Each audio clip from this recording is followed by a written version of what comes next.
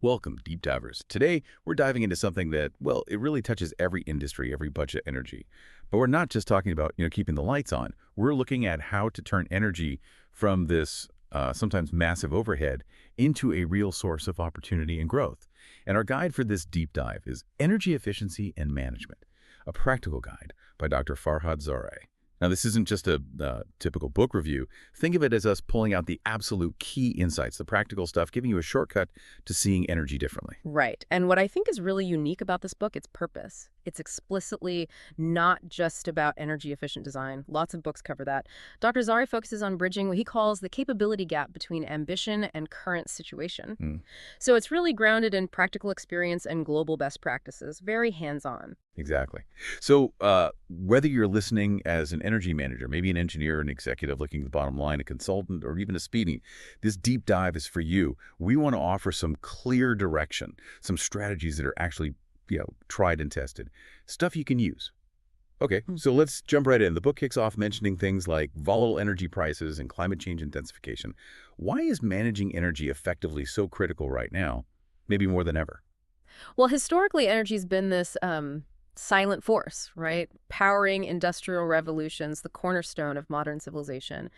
But the way we manage it, as Dr. Zari points out, is often inadequate. The core idea in the book is driving a mindset shift, moving away from seeing energy as just a fixed cost you have to pay to seeing it as a dynamic source of opportunity for, well, growth, innovation, and importantly, sustainability. It's a strategic asset. That's a really powerful way to frame it. A strategic asset, not just a cost. And the book stresses that it's not all about the tech, right? Dr. Zarai highlights mindset, behavior, and leadership based on his experience.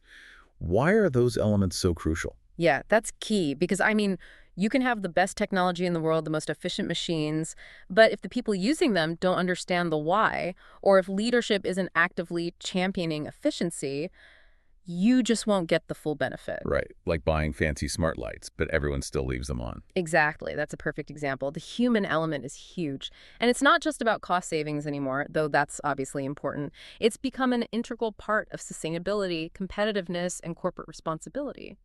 It really impacts a company's resilience, its future. Okay, so we understand the why. Let's get into the what. What does energy efficiency really mean in practical terms? Is it just using less energy? Good question. It's a bit more nuanced.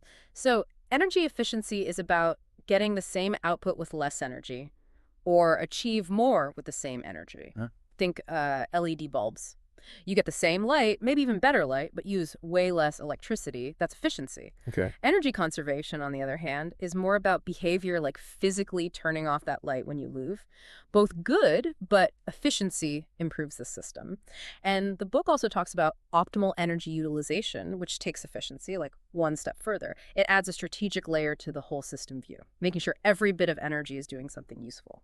Got it. Efficiency is smarter systems, conservation is smarter habits, both needed. So drilling down a bit, what are the practical things that actually affect how efficient, say, a machine is? Okay. Dr. Zarei breaks this down really well. First up is the initial engineering design. Seems obvious, but it's huge. Choosing a high-efficiency motor, like an IE3 or even IE4 rated one, those are international standards for top efficiency saves significant amounts of energy over its lifetime. Right, that initial investment pays off. Hugely. The book uses an example. A 1 megawatt motor, right? If it's just 2% less efficient than a better option, that could cost you an extra $16,000 a year. Wow, 16,000 euros just from 2% on one motor. Exactly, because 2% of a megawatt is a lot of wasted energy and money over time. Then there's maintenance and repair, so critical. Simple stuff like leaks and corrosion. Imagine a heat exchanger that's got buildup, it's fouled, it won't transfer heat well, so maybe your boiler has to run harder using more fuel. Or like an air leak in a factory. Precisely. A worn seal in a pneumatic system makes the compressor run maybe nonstop just to keep pressure up. Massive electricity waste. Then you have smart control systems and automation, things like variable frequency drives, VFDs. VFDs, they adjust motor speed, right? Exactly. Instead of running flat out all the time, they match the motor speed to the actual load needed. Saves a ton of energy. Or, intelligent building management systems for HVAC and lights. And finally, even the quality of the energy supply itself matters. Voltage dips, spikes, inconsistent fuel quality, all that can harm the efficiency and even damage equipment. Okay, so it's really a whole system approach. Design, maintenance, controls, supply quality. Makes sense. Mm. So knowing those factors, what are some of the main strategies the book suggests for actually improving efficiency? What are the actionable things people can do? Well, the book covers a range from sort of the low-hanging fruit to bigger projects. A key one is investing in high-efficiency equipment, like we touched on with motors. But the crucial point here is looking at the total life cycle cost, not just the sticker price. LEDs, optimized HVAC, efficient pumps, they might cost more upfront. But save you much more in the long run. Exactly. Then there's process optimization. This is about looking at how you do things, like minimizing idle times for machines. Why is something running if it's not producing? Or recovering waste heat. Can you use exhaust heat to preheat something else? Like preheating air for a furnace or generating steam. Precisely. Or just streamlining production lines to cut out unnecessary steps that consume energy. And then, for a really structured, ongoing approach, the book strongly advocates for a comprehensive energy management system, an EMS. Something like ISO 50001 is presented as, well, the most overarching measure. We'll definitely come back to ISO 5001. But quickly on the financial side, how do you know if these projects are worth the money? Right, the economics. The book introduces the basics. The simplest is the payback period. If you spend, say, $10,000 on that LED upgrade and it saves you $2,500 a year on your electricity bill, your payback period is 4 years. Simple. Straightforward enough. Yeah. But for bigger, more complex projects, you use more sophisticated tools like cost-benefit analysis, CBA, net present value, NPV, or internal rate of return, IRR. The book touches on those too, giving a fuller picture of the financial return. Okay, great. So you've got the why and the what's. Now for the how. If an organization wants to get serious about this, what's the essential first step? The absolute must-do first step is the energy audit. Think of it like a health checkup for your facility's energy use. Okay. It's a systematic way to scrutinize everything. Its purpose is to figure out where, how much, and crucially, where energy is wasted. Dr. Zarei outlines different levels. Level 1 is a basic walkthrough visual checks identifying obvious low-cost fixes. Level 2 is more standard, involves some basic measurements, more data. And Level 3 is a really detailed engineering study, lots of data, complex calculations, usually for big capital projects. And the payoff for doing an audit. Oh, it's significant. Lower energy bills, obviously, but also reduced waste, finding ways to improve equipment efficiency, and ultimately making sound investment decisions based on real data, not guesswork. Makes sense. You can't manage what you don't measure. Exactly. So after the audit identifies opportunities, how do you make sure improvements stick? How do you build this into the company culture long term? You mentioned ISO 5001. Right. That's where implementing and deploying the International Energy Management Standard ISO 5001 comes in. It's basically a systematic framework for managing their energy use. It's specifically designed to enhance energy performance over time. And how does it ensure it's ongoing, not just a one-off project? Because it's built on the Plan, Do, Check, Act cycle, PDCA.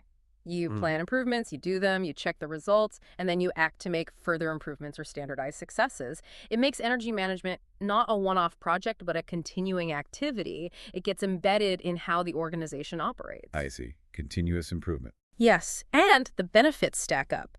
A real drop in energy use and costs, better environmental performance, often improved productivity too, helps with compliance, and gives you international recognition, which can be valuable. That framework sounds powerful. But we touched on this earlier, the human side.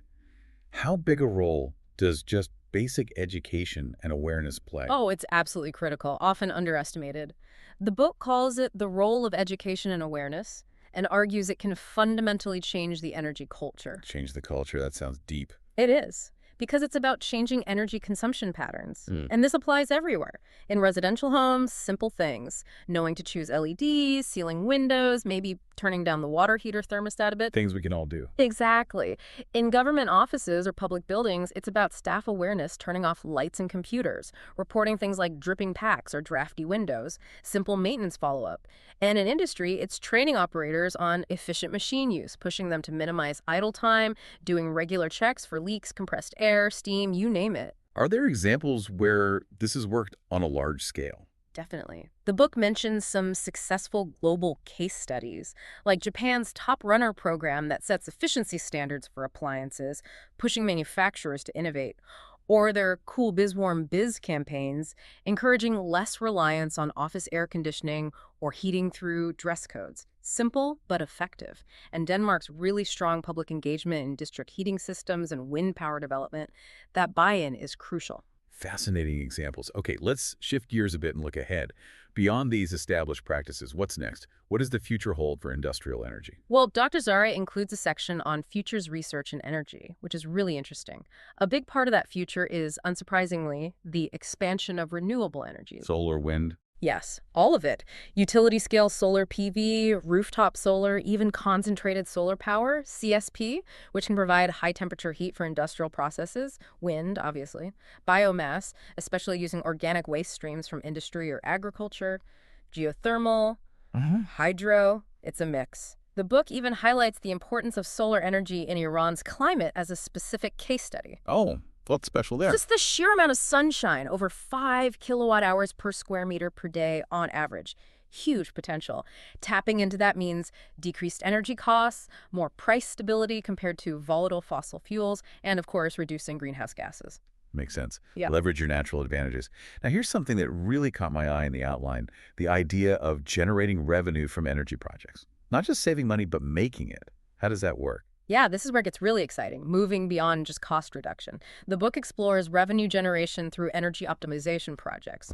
One major way is selling renewable energy to the government, often through things called feed-in tariffs, or IFITs. Feed-in tariffs, how do they work? Basically, the government guarantees a fixed, often premium price for every unit of renewable electricity you feed into the grid from your own generation, say, from solar panels on your factory roof. It essentially turns your rooftop or unused land into an asset that generates income. Microgrids and net metering schemes work similarly in some places. So your roof starts paying you. In a way, yes. Another mechanism is energy saving certificates, sometimes called white certificates. These are market-based instruments. If you prove you've saved a certain amount of energy through a project, you can get awarded these certificates. And what do you do with them? You can sell them, often to utility companies or other large energy users who have mandatory energy-saving targets they need to meet, so you generate new income purely from the savings themselves. Interesting. So saving energy becomes a tradable commodity. Exactly.